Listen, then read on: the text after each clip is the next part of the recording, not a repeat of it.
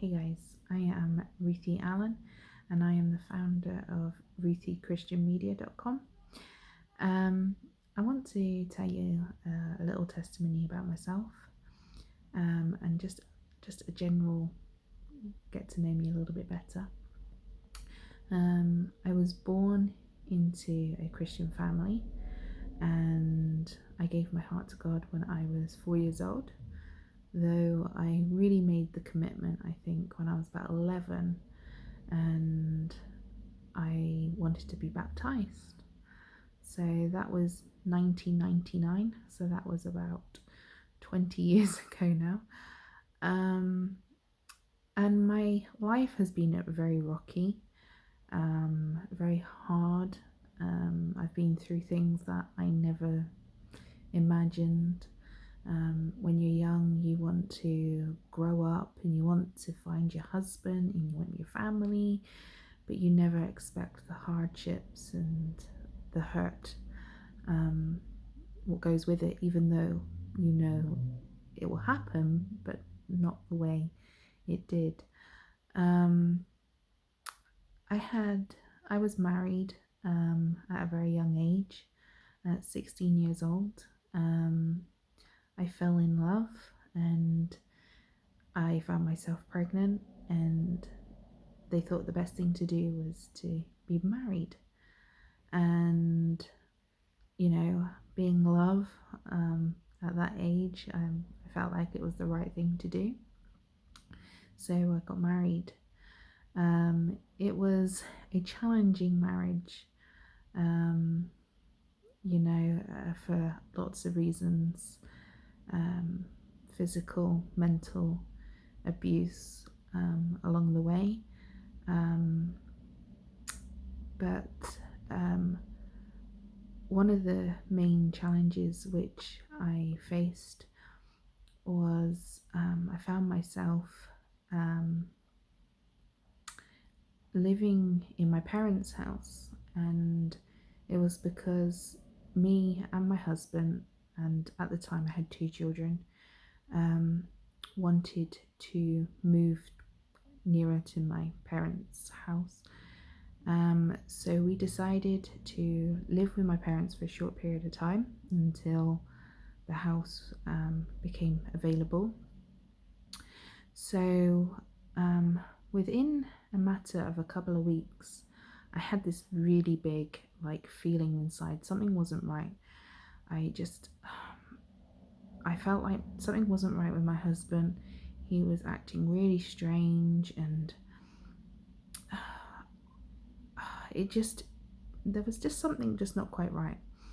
And I kept talking to my mum because I also had siblings living at home still, and one of them was my 17-year-old sister. And I always found that my husband wanted to spend time with her, which was a bit strange. But talking to my parents, they didn't see no issues, and just said, oh, it's good company for her. But in my heart, I just knew something wasn't quite right, and I just kept praying and praying and praying. But all of a sudden, one day,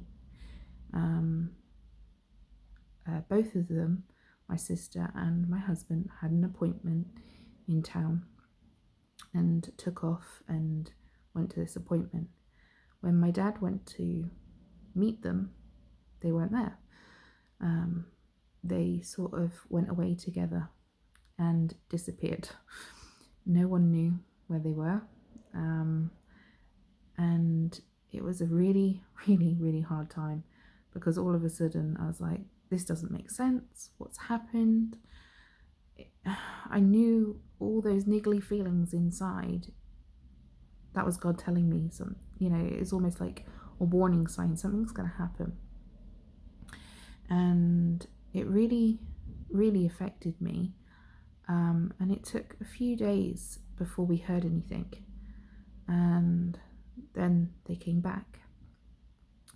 And when they came back, they were like, oh, we just went away together. We felt like we were trouble for the family and things like this. Lots of poor excuses, really. And all of a sudden it came out. They had an affair. They sort of went away and had this wild affair.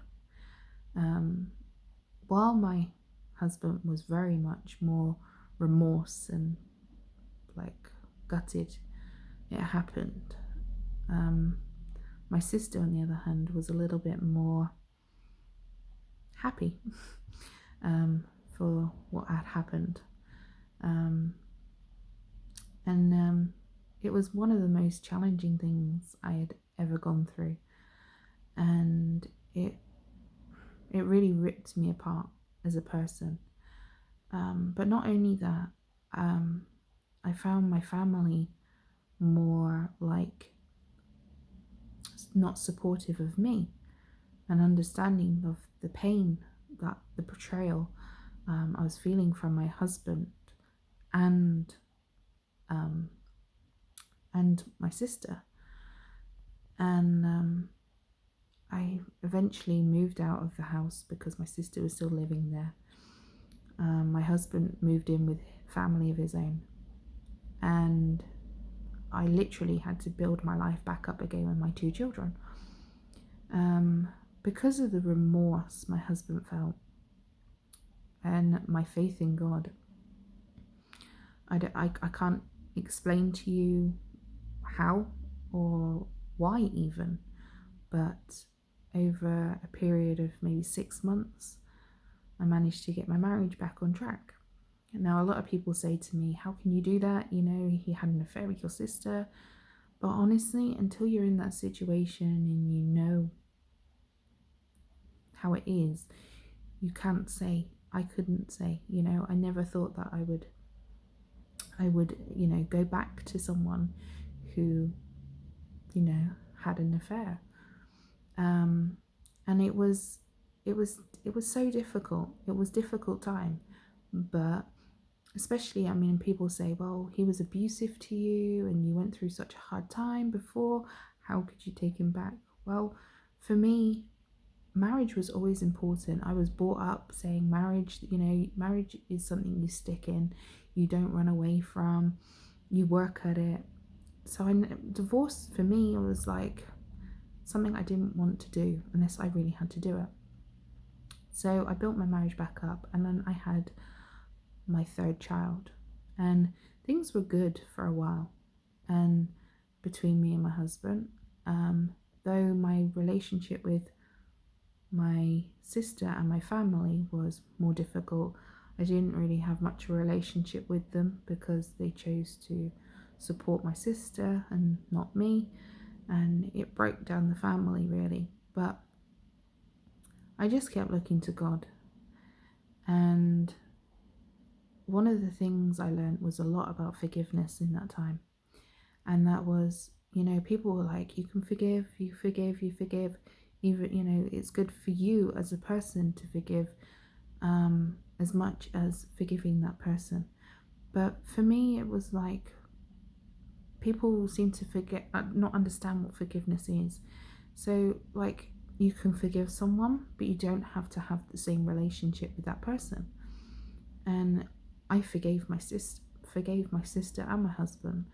But for me at that point, I couldn't have a relationship with my sister. It was more difficult for me to be in that place with her.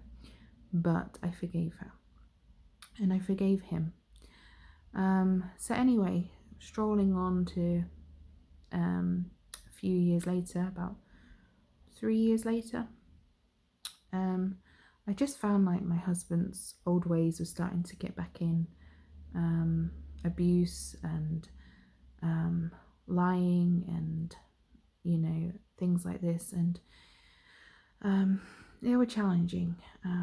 But my marriage came to an end, and it was more on my terms, in the sense of I knew if I stayed in that marriage anymore, things could have got a lot worse. And I knew then that was it on my marriage. And again, you know, It was such a challenging time, but it was more on my terms this time. And I actually built myself up and found a new confidence in myself that I never thought I had. I spoke up for myself more, and I started to have an expectation of myself, in the sense of I was always being told I wasn't good enough, and I never felt like I deserved anything. So I just found that I was able to, find my voice, be myself, be confident in myself more. So that little testimony I want to share with you because, a lot of people are more like, oh, you've divorced and all this, but people don't understand what someone goes through before they reach that decision. And as a Christian, it was a really, really hard decision to make, especially with 3 young children. But, God is such powerful, and He has helped me so much. I've gone through other challenges since, and another marriage, and another divorce, which I won't go into now. But God has helped me out so much, and now I write for a mental health website called mindhealthmusic.com. I write about my experiences with mental health. I also, as I said before, I am the founder of RuthieChristianMedia.com, and that is just been just something I've always loved and enjoyed, to share God's love and other people's ministries with other people. It's just, it just makes me feel good to be able to help people, and that's the way I am. I just want to help people. And also I work with other teams of people as well. Along the way, I help out with Gospel Explosion, who are based in Birmingham. I also help with PR work with Shogi Tosh.